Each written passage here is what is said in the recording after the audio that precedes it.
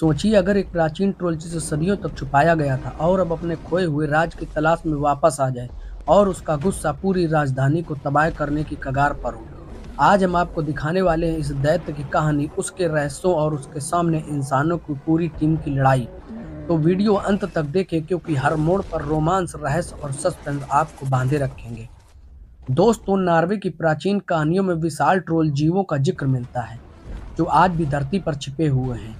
अब फिल्म की शुरुआत में छोटी बच्ची नोरा अपने पिता टाबी के साथ पहाड़ों में ट्रैकिंग करती है, जहां ट्रोल से जुड़ी रहस्यमयी पहाड़ियां हैं। कहानियों के अनुसार ट्रोल कभी इंसानों के साथ रहते थे लेकिन सूरज की रोशनी से कमजोर हो जाते थे, इसलिए वो छिपे रहते थे। ट्रोल सूरज की रोशनी में पत्थर बन जाते हैं, इसलिए नोरा शुरू में इन कहानियों पर भरोसा नहीं करती, लेकिन पिता टाबी के कहने पर जब वो पहाड़ियों को ध्यान से देखती है तो उसे सच में ट्रोल दिखाई देते हैं जो सूरज निकलते ही गायब हो जाते हैं। इससे नोरा चौंक जाती है, जबकि टाबी को यकीन हो जाता है कि कहानियां सच हैं। अब 20 साल बाद नोरा बड़ी होकर कोस्टल एरिया में एक रिसर्चर बन चुकी होती है और अपनी टीम के साथ खुदाई कर रही होती है। वहां उसे प्राचीन काल के विशाल डायनासोर जैसी हड्डियां मिलती हैं, जिसे देखकर पूरी टीम बेहद खुश हो जाती है। नोरा से सैकड़ों किलोमीटर दूर ड्रोवन इलाके में सरकार रेलवे टनल की खुदाई करवा रही होती है, जिसका लोग विरोध भी कर रहे होते हैं। टनल में भारी धमाका किया जाता है, जिससे पूरी टनल हिल जाती है और ऐसा लगता है कि जैसे कोई विशाल चीज बाहर आने वाली हो। इस घटना की खबर गवर्नमेंट की खुफिया एजेंसी को मिलती है, जो इसकी सूचना प्रधानमंत्री डेनी को देते हैं। मौके पर बहुत बड़े पैरों के निशान मिलते हैं, जिन्हें डेनी का असिस्टेंट चैड किसी विशाल जीव का सबूत मानता है, लेकिन डेनी को इस पर भरोसा नहीं होता। वह इस रहस्य को समझने के लिए दुनिया के बेस्ट जियोलॉजिस्ट और बायोलॉजिस्ट की टीम बुलाने का आदेश देता है। इधर दूसरी ओर नोरा अपनी टीम के साथ खुदाई की सफलता का जश्न मना रही होती है और सरकार का हेलीकॉप्टर नोरा को इमरजेंसी मीटिंग के लिए एक खुफिया जगह पर ले जाता है, जहां चैड उससे मिलता है। मीटिंग में पॉलिटिशियन, साइंटिस्ट और आर्मी अफसर मौजूद होते हैं और उन्हें टनल धमाके व विशाल पैरों के निशानों के बारे में बताया जाता है। कुछ साइंटिस्ट इसे गैस ब्लास्ट मानते हैं, लेकिन नोरा साफ कह देती है कि ये किसी मॉन्स्टर के निशान है। तभी वहां धमाके के बाद गुफा से निकलते राक्षस की तस्वीर सामने आती है और अब सभी को नोरा की बात पर यकीन हो जाता है। उधर एक कपल खाना बना रहा होता है, तभी उन्हें जमीन हिलने और रोने जैसी आवाज सुनाई देती है। डर कर वे अंडरग्राउंड सेफ चैम्बर में छिप जाते हैं। बाहर निकलने पर देखते हैं कि उनका घर तबाह हो चुका है और वहां एक विशाल पैर का निशान होता है। इधर नोरा अब भी मानती है कि ये किसी बड़े मॉन्स्टर का हमला है। आर्मी नोरा और चैड को जांच के लिए उस जगह पर भेजती है, लेकिन हेलीकॉप्टर में सफर के दौरान नोरा अपने पिता की रिसर्च और अपनी मां की मौत के बारे में बताती है, जिससे चैड उसके पिता से इम्प्रेस हो जाता है। वहां पहुंचकर वे मिलिट्री ऑफिसर क्रिस से मिलते हैं और तबाह हुए घर को देखकर नोरा पीड़ित कपल से बात करती है। पीड़ित कपल बताता है कि मॉन्स्टर जोर जोर से रो रहा था, लेकिन उन्होंने उसे देखा नहीं। नोरा जब पैरों के निशान जांचती है तो उनमें से एक ऐसी अजीब गंध मिलती है जो वहां संभव थी और निशान पहाड़ियों के पास जाकर अचानक गायब हो जाते हैं। इससे नोरा को यकीन हो जाता है कि इसके पीछे कोई बड़ा रहस्य है। नोरा अब अपने पिता टाबी की मदद लेने का फैसला करती है। टाबी अब अकेला रहता है और लोग उसे पागल मानते हैं। उसके घर में ट्रोल से जुड़ा पुराना रिसर्च और 1943 का एक फोटो मिलता है, जब नाजी सैनिकों का सामना एक ट्रोल से हुआ था, लेकिन सरकार ने सारे सबूत मिटा दिए थे। वहीं टाबी बताता है कि ट्रोल हजारों साल पहले इंसानों के साथ रहते थे, लेकिन क्रिश्चियनाइजेशन के बाद सरकार ने जानबूझकर उन्हें इतिहास से मिटाकर अंधविश्वास बना दिया। अब इसी सच्चाई को उजागर करने की वजह से सरकार ने उसे पागल खाने में डाल दिया था और यह सब सुनकर चैड बेहद प्रभावित हो जाता है।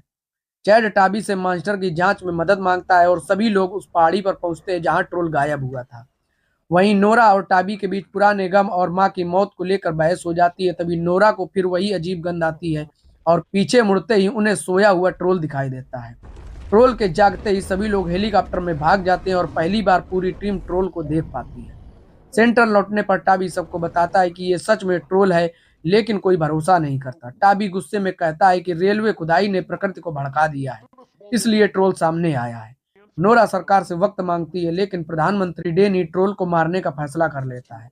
वहीं टाबी कहता है अगर ट्रोल को प्रकृति ने भेजा है तो उसके आने के पीछे कोई बड़ा कारण जरूर है। नोरा, टाबी और चैड मिलिट्री ऑफिसर क्रिस के साथ ट्रोल को रोकने निकलते हैं। रास्ते में नोरा अपने पिता से पुरानी गलतफहमी के लिए माफी मांगती है, जिससे दोनों का रिश्ता ठीक हो जाता है। ट्रोल के सामने आते ही डेनी के आदेश पर मिलिट्री हमला कर देती है, लेकिन गन और बमों का ट्रोल पर कोई असर ही नहीं होता। क्योंकि उसका शरीर पत्थर जैसा होता है।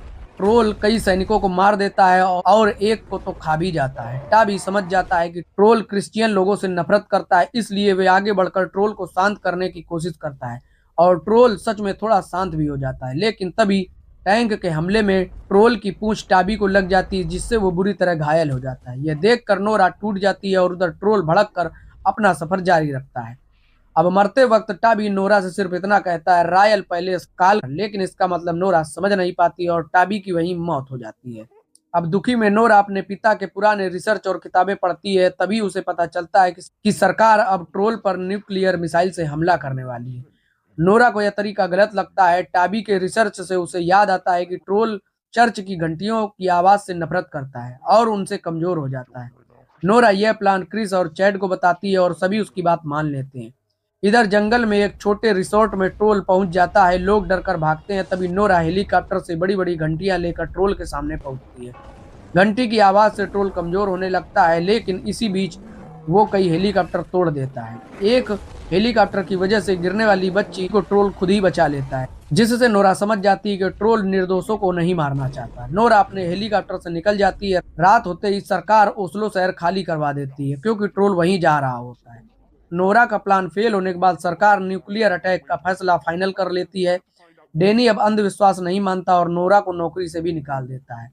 नोरा चैड के साथ ओस्लो जाने का प्लान बनाती है। रास्ते में नोरा को अपने पिता के रिसर्च में रॉयल पैलेस और काल का जिक्र मिलता है। चैड समझ जाता है रॉयल पैलेस में गार्ड का नाम काल है, इसलिए दोनों वहां पहुंच जाते हैं। वहां काल नाम का बटलर नोरा को पहचान लेता है और उसे अंदर ले जाता है। वह बताता है कि रॉयल पैलेस के नीचे कभी ट्रोल राजा की गुफा थी और उसी शांति को बनाए रखने के लिए वहां महल बनाया गया था। यह गुप्त राज टाबी ने सालों पहले खोज लिया था। काल बताता है कि टाबी को इस सच्चाई की वजह से सरकार ने पागल घोषित किया था, क्योंकि रॉयल पैलेस के नीचे ट्रोल राजा की गुफा थी। वहां क्रिश्चियनाइजेशन के समय पूरी ट्रोल प्रजाति मार दी गई थी। सिर्फ एक बच्चा ट्रोल बचा था, जिसे मरने के लिए पहाड़ की गुफा में बंद कर दिया गया था। वही अब बड़ा होकर वापस लौटा है। नोरा को पता है कि रोशनी में ट्रोल कमजोर होता है, लेकिन पहले बादलों की वजह से उस पर धूप नहीं पड़ी थी। क्रिस प्लेन से ट्रोल को रोकने के लिए तैयार हो जाता है। उधर एवा सिस्टम हैक कर न्यूक्लियर मिसाइल अटैक रोक देती है। ट्रोल ओस्लो पहुंच जाता है। नोरा कार से उसके सामने जाती है और पीछे ट्रोल की खोपड़ी रख देती है, जिसे देखकर ट्रोल उसके पीछे चल पड़ता है। रास्ते में खोपड़ी गिर जाती है। ट्रोल अपने पूर्वजों को याद कर टूट जाता है और रोने लगता है।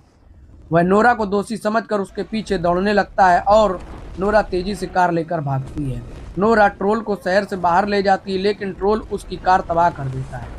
तभी क्रिस यूवी लाइट से हमला करता है, जिससे ट्रोल कमजोर पड़ने लगता है। नोरा को एहसास होता है कि ट्रोल अकेला और मासूम है, इसलिए वह लाइट बंद करवा देती है और ट्रोल को वापस पहाड़ों में लौटने के लिए कहती है। लेकिन तभी सूरज निकल आता है। उसकी रोशनी पड़ते ही ट्रोल पत्थर बनकर खत्म हो जाता है और खतरा टल जाता है। बाद में डेनी नोरा की बहादुरी की तारीफ करता है। पोस्ट क्रेडिट सीन में उसी गुफा से एक ट्रोल बाहर निकलता है, जिससे साफ हो जाता है कि कहानी अभी खत्म नहीं हुई। फिल्म यहीं समाप्त होती है और दूसरे पार्ट का यहीं से हिंट मिलता है। दोस्तों, वीडियो पसंद आया हो तो वीडियो को लाइक करें, दोस्तों के साथ शेयर करें। कमेंट में अपनी राय हमें जरूर बताएं कि आपको यह कहानी कैसी लगी और इस कहानी का कौन सा पार्ट आपको सबसे ज़्यादा पसंद आया। और साथ ही हमारे चैनल को सब्सक्राइब करना मत भूलिए, ताकि आप ऐसी ही धमाकेदार वीडियो कभी भी मिस न करें।